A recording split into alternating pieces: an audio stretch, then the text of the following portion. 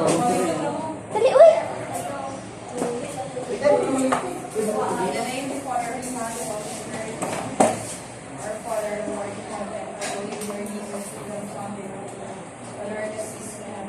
Give us this day our daily bread, and forgive us our sins, as we forgive those who sin against us. Do not bring us to test, but deliver us from evil. Amen.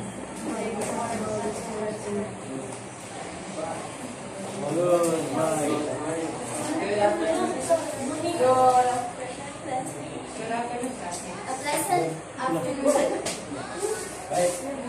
A pleasant afternoon to each and everyone. Allow us to introduce ourselves. I'm Juana Nalosa. I'm Danica Rama.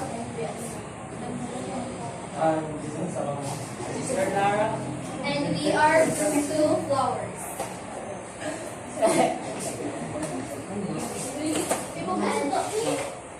And for the objectives is to identify the different parts of flowers, to identify the sexual reproduction and growth fertilization, to describe the presentation of the flowers.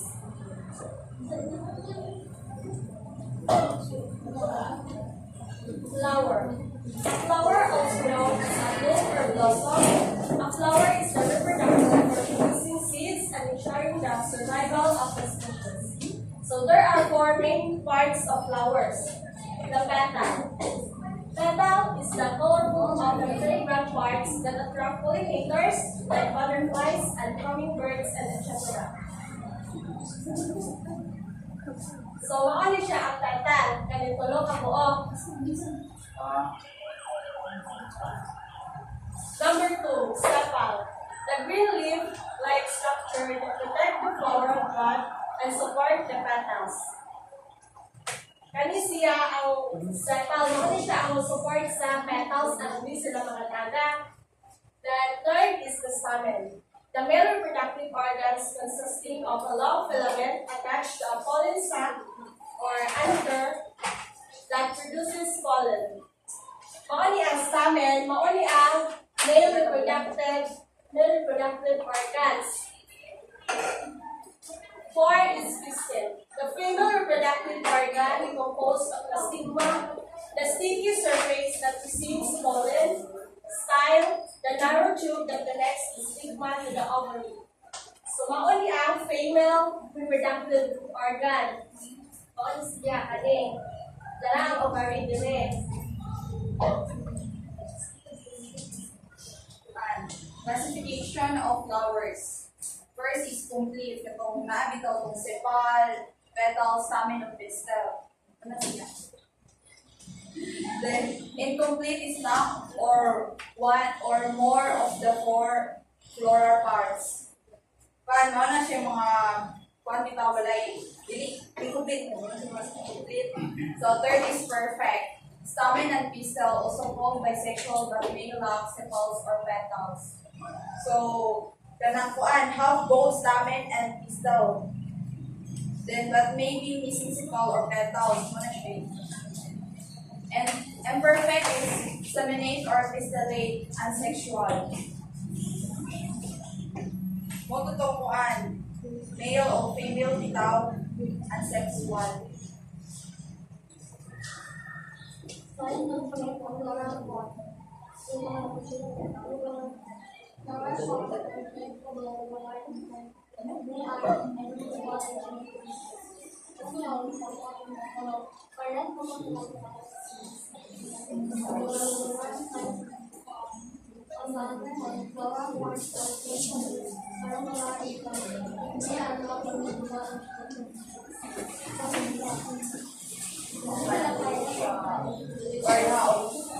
Size bitaw.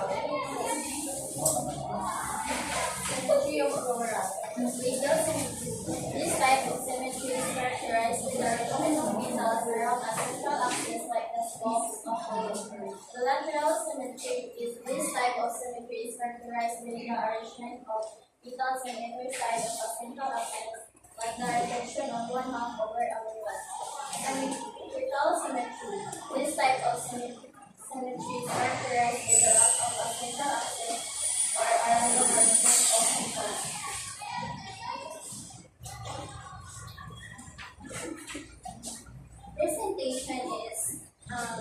seeds are lined up along the base of ovary line. A row. Marginal is taken along the margin beneath carpel in ovary. Example ana is primrose. Are you familiar the flower primrose? And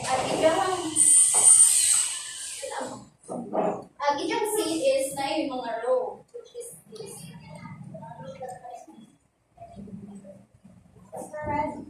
Kaning red. Na siya yung row. And kaning parental is kuan siya. Ang example ana is wildflower. The Agijang seed is inani.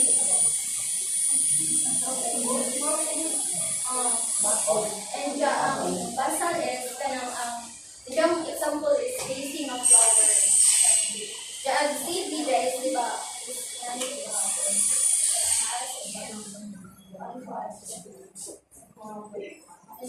ang stem is outside.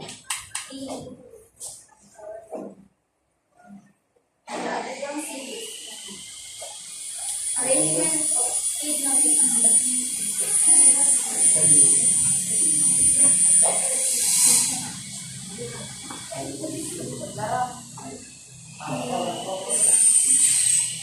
Parents plant into those flowers during at the end of the main shoot, at the end of the branch shoot, or in the axis of leaves.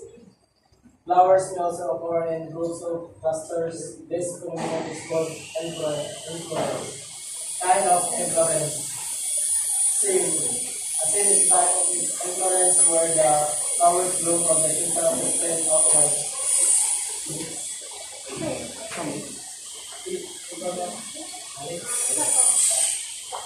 The second is C. Alternate an inflorescence for the potato. More in a central stem occurs in a linear fashion.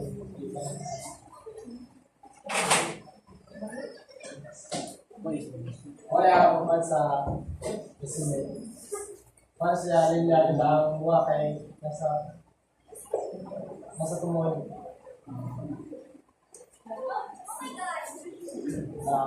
Ito tuloy kay particle. Ang particle is a branch influence with multiple estimates or speculates. Kaya yung example sa particle. Nasa linya dyan, nailaing yung branch down da. Once a line branch na ito.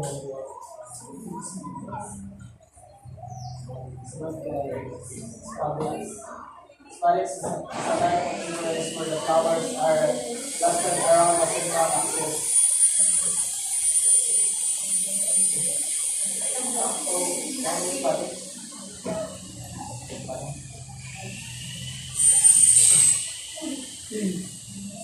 Ang naman kay Abel. An Abel is a type of influence where the flowers are born on the central stem and are arranged in a circular or oval pattern.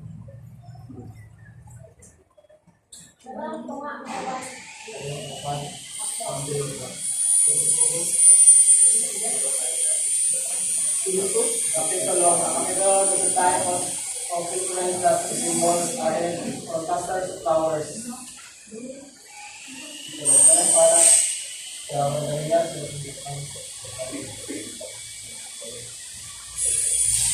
Spike is a type of influence where the flowers are born in a single stem and are arranged in a linear fashion.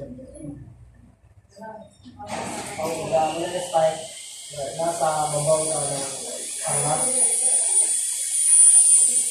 The type is a type of influence that is involved sa particle batas ng lower branches. Wala ang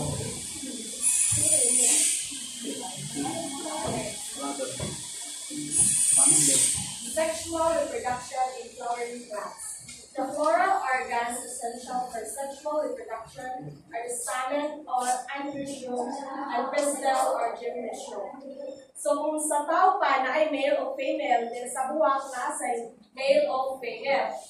So the stamen is the male reproductive organ of flower. It plays a crucial role in the process of pollination. Only siya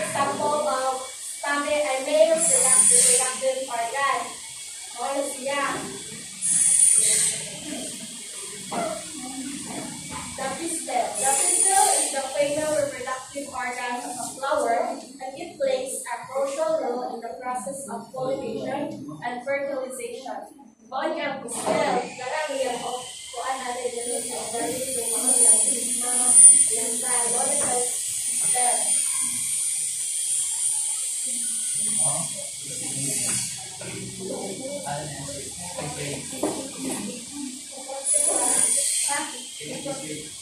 The process of nurturing fallen grains from the plant to the flower is called nupling. Biological pollination. This occurs when pollen is transferred by animals such as insects, butterflies, and hummingbirds, which flowers or collect nectar or other substances. Mechanical pollination. This occurs when pollen is transferred by external factors such as insects or flower. So, pollination is a process in which pollen grains made gametes of certain plants are transferred from after, which is after means the male reproductive system of plants. Flower and this. Okay. The stamen is the main or answer. The distal is the female. Just you see, read their rear. Then pollination needs a pollinators. Pollinators such as the pollinators such as bees, butterfly, beetles, or birds, or even humans. So we can.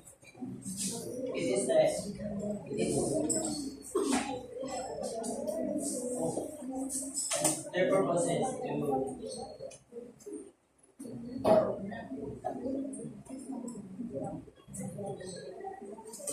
their purpose is essential and for process that are reaching applications for plant reproduction and ecosystem balance and human food supply to the main pollinator habitats and processes can help sustain pollinator populations and healthy ecosystem.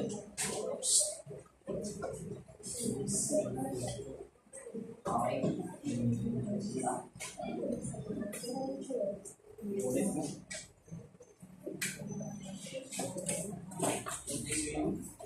Pollen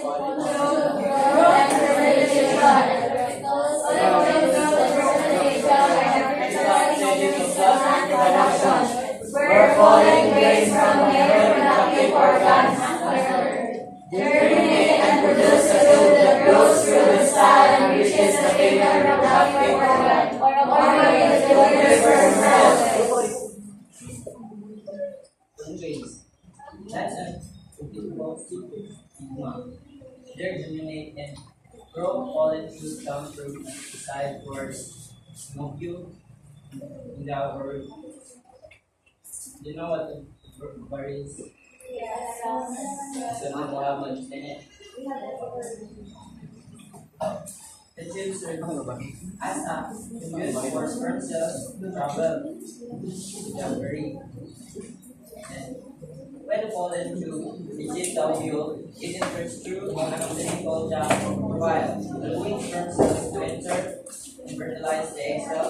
This process leads the formation of the zygote, which will develop into seed and get stopped.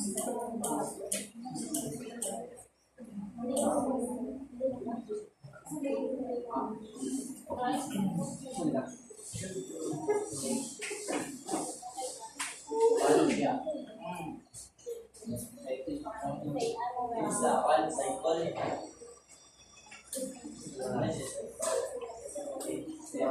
One,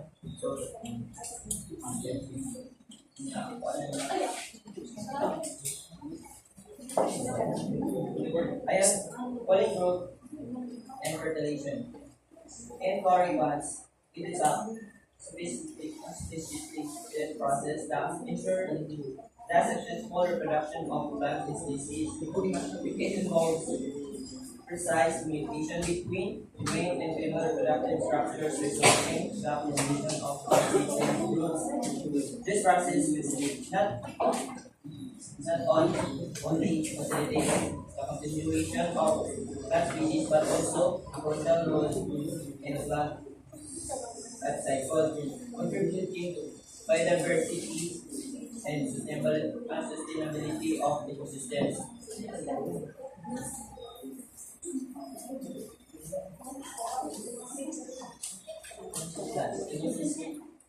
Monoecious plants are known as hermaphrodites who have both male and female reproductive organs in the same flower and individual plants. This means that each plant has the ability to produce both pollen and ovules or eggs. Monoecious plants can self-pollinate, meaning that they can fertilize their own ovules with their own pollen. Means monoecious plants and monoecious and plants. There are for example, monoecious are vital group formed by distinct language in various fields, including botany, agriculture, and ecology.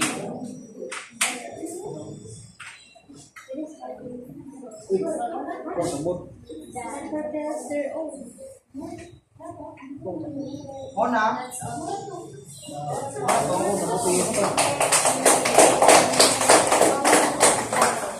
Cheers sa.